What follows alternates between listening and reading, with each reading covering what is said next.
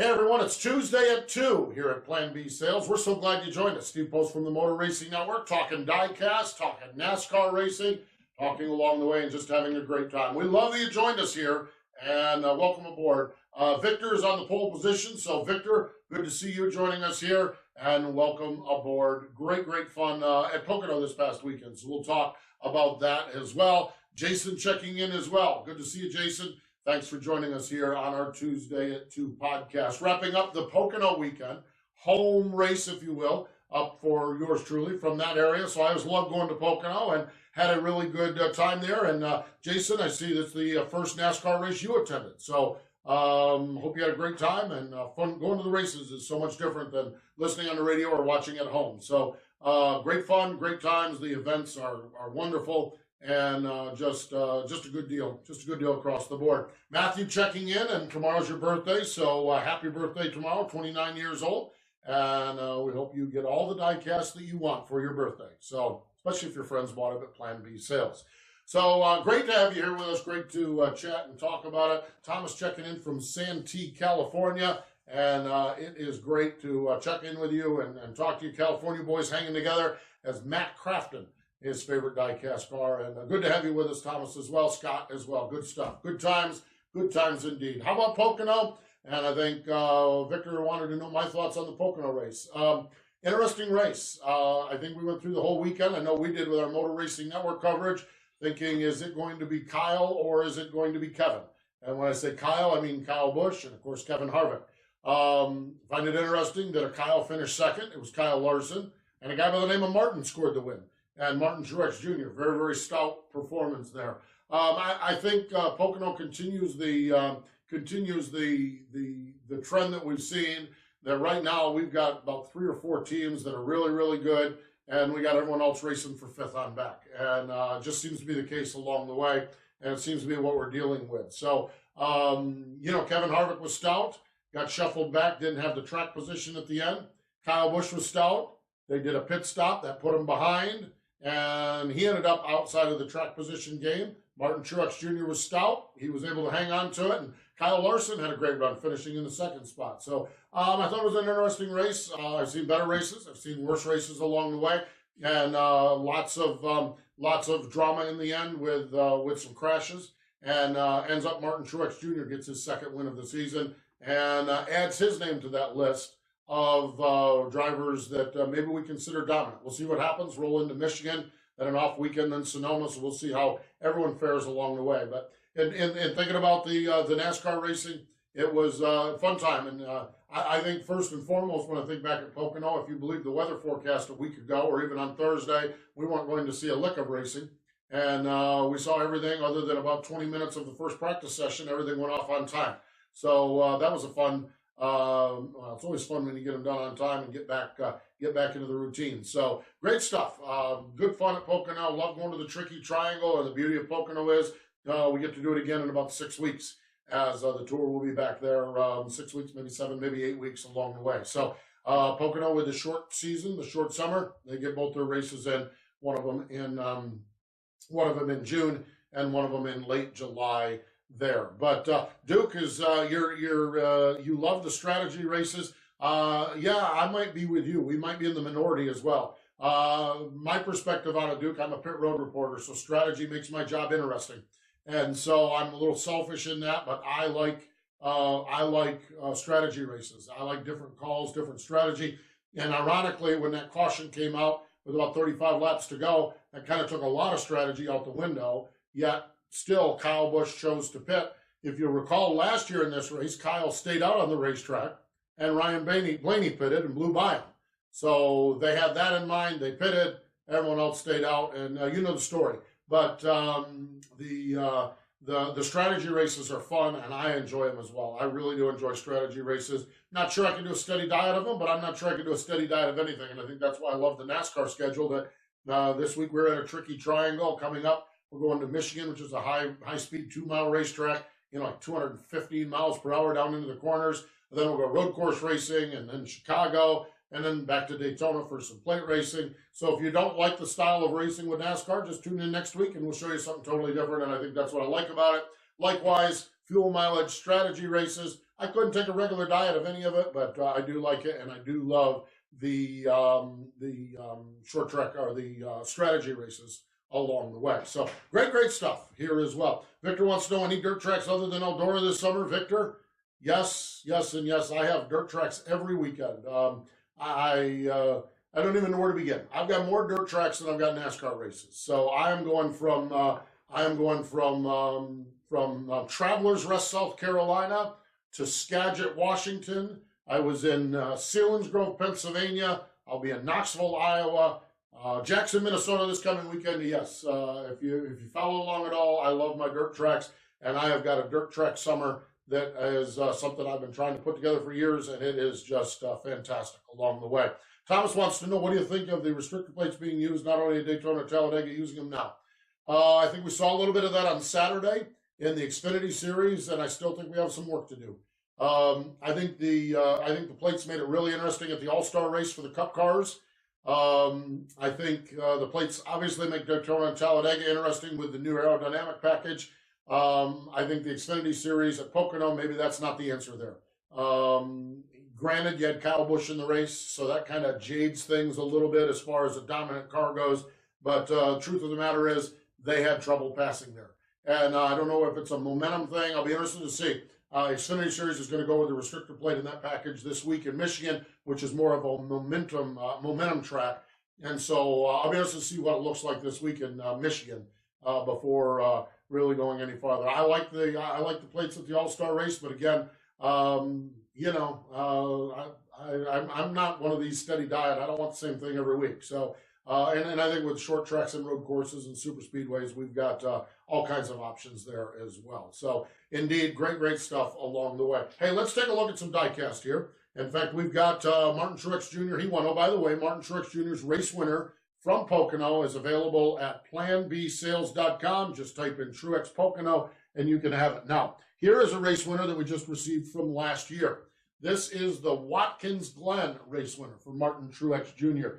Denver mattress, Furniture Row Racing, the flat black paint scheme. One of the things that's just really interesting about this car, when you look at it closely, is right here on the windshield, and it's kind of a sticker, but it is actually the windshield wiper is on the car.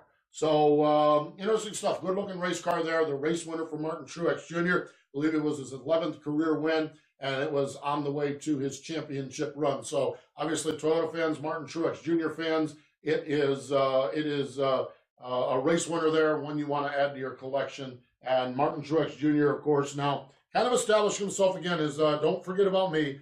I'm going to be pretty good, and indeed, I think Martin Truex Jr. will be pretty good along the way. While we're talking about diecast, we have one big announcement coming up. I can't really share any of the details other than on Monday afternoon on June 18th. So it's a week from this coming Monday. You're going to need to make sure you check out our Facebook Live. And that's about all I can say about it. But it is going to be huge. It really is. And we're just going to have a blast. Right here at Plan B Sales is going to be big fun. So that's going to be, we're hoping right now, early afternoon on June 18th, something that you'll want to make sure you tune into Facebook Live. And we'll have a little conversation, a little chat here, and some big things on the horizon going on with Plan B Sales. So awesome stuff. Great stuff along the way here. JJ wishes they run that paint scheme, but we won't see it in 2018. The good news is Barney Visser through Furniture Row funded his race team. The better news for Barney Visser is he found someone else to pay the bills. And so more power to him. And yeah, I like the flat black paint scheme. I really do. I think that flat black was a good looking paint scheme. And I always liked that race car and looked really good in victory lane as far as it goes. Jim checks in. They were in turn number 2. So they were in turn number 2 up at Pocono. So, Jim, hope you enjoyed it. Rob checks in. The LFR, the Levine Family Racing and Casey Kane, are they headed in the right direction? It's a good question.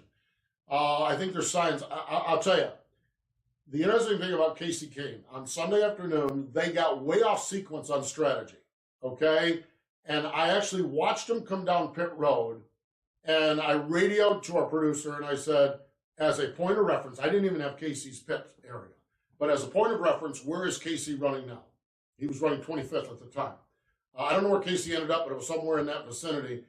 They tried a strategy, and the caution kind of bit them on that race. So, no, they don't have the raw speed that a lot of other teams do. I don't know that we expected it, but I like that they're trying different things and get a little outside of the box. A place like Pocono can do that. I think the road course is the next one, and then they'll be stout down at Daytona as far as that goes. Are they making progress? It sounds like everything's really positive over there. You've got a challenge. You've got a small team. You have a great driver in Casey Kane, but you've got a brand new crew chief in Travis Mack as well. And Travis is a wonderful guy, great crew chief. He's going to be one of the rock star crew chiefs of the future. But just starting out with a small team, it's a challenge. So we'll just have to wait and see what happens with it as far as Casey Kane goes with that LFR team. Great folks over there. Casey's a great guy, one of my sprint car buds, and certainly wish they have it going on as far as that goes. Lewis wants to know if Kyle Larson wins again at Michigan. He's 3 in a row up there. He's pretty good at Michigan. And here's the thing. I think to say because he's won the last 3, that makes him a favorite. I don't think that makes him a favorite. Okay, I think it makes him, he gets around the racetrack. Now, I do think Kyle Larson could win Michigan because when you look at his stats for the last couple of months, set aside a 40th place finish at Talladega when he got caught up in a crash. Every one of those races are top 10 finishes. He has a 10th, he has a 7th, he has a couple of second place runs, including this week at Pocono. I think he was second at Bristol earlier this year. And so he's 4th a couple of weeks ago. I think based not on his Michigan success, I mean, he gets around there really good, but I think based on the performance of the car right now, he is poised to score a win. So we'll see what happens. And why not? Michigan, he's been so good there. Why not? It's just one of those situations where he gets around that racetrack very good. I think they've got fast Chevys, which is not something we've talked about all along. And I think there's a shot that he wins the race this week and gets 4 in a row. The only other driver to do it in Michigan, Bill Elliott, did it in 85 and 86 back at Michigan. And I think there's 16 times the drivers have won 4 in a row. So, and the record for consecutive wins at a track were Richard Petty at Richmond won 7 and Darrell Waltrip at Bristol won 7. So Kyle's got a little way to go, but as far as this weekend's race, I like where Kyle Larson is sitting. I also like a little bit better where Kevin Harvick and Kyle Busch and Martin Truex Jr. are setting, but I do like where Kyle Larson is setting, and I think he could score the win there. It would not be a big shocker to me based on performance this year and a little bit of that track records as far as that goes. Robert checks in and says Chevys are looking a lot better. Yeah, I think they're making progress. I think the Chevy crew is making progress, and I think that they're doing better. I really do, and just gaining ground on it as far as that goes. Michigan's another test. We'll see what happens, and then as I said, we have an off weekend for Father's Day weekend, and road course racing. That's kind of a wild card. We'll see what happens. Chicago, then Daytona, another one of those wild cards. So maybe Chevy can get their footing underneath them. Jamie McMurray had talked last week that he felt like that they are going to be really, really good when we get into the second half of this year. Kyle Larson's already been good. So, yeah, Robert, I think Chevys do have their footing under them better. The challenge of it is that we can talk about manufacturer, but there's a bunch of Ford struggling. There's a bunch of Toyota struggling. There's teammates to Kyle Busch and Kevin Harvick that are not winning races. Okay, so it just makes it difficult for the Chevy camp because if one of the Chevys was up there winning races, you'd say, oh, Chevy is fine. They haven't done that much yet, other than Austin Dillon's win at Daytona. But I think they're getting closer, and I think that's good. And I think Kyle Larson has the fastest Chevy, and I think there's a very good shot he could continue that way along all across the season. So great stuff along the way. Hey, again, tune in June 18th. June 18th, it's a Monday afternoon, early afternoon. We'll let you know when we have a timeline on it. It won't be till that day we'll know exactly the timeline. But we've got something really, really special coming up on June 18th. And order up your diecast. Race winners all year long at planbsales.com. Type in the race name, Pocono 2018, and you'll see the Martin Truex Jr. race winning diecast. Get it pre-ordered along the way. Look through all of the stuff we have at Plan B Sales. I always tell people that it's great to just type in your favorite driver, even if it's an old school driver. I think a couple of weeks ago, I typed in the name Joe Nemechek and found 2 or 3 different items. So, yeah, just type in a name and see what we have there. And who knows, maybe it's even in the bargain bin, and you can get yourself a real deal. So, great stuff. Great chatting along the way. Great fun talking here on our Tuesday at 2 broadcast. Always enjoy it. Talking NASCAR, talking diecast racing, And stay tuned. Stay tuned to our Facebook page where all of the new items are posted when they come in, our Twitter account, and all kinds of stuff. And then right here, and again, we do have a YouTube page up as well that these videos will be posted on our YouTube page. So thanks again for joining us. I'm Steve Post from Motor Racing Network. Check everything out, all your diecast needs at www.planbsales.com, and we'll talk to you next week.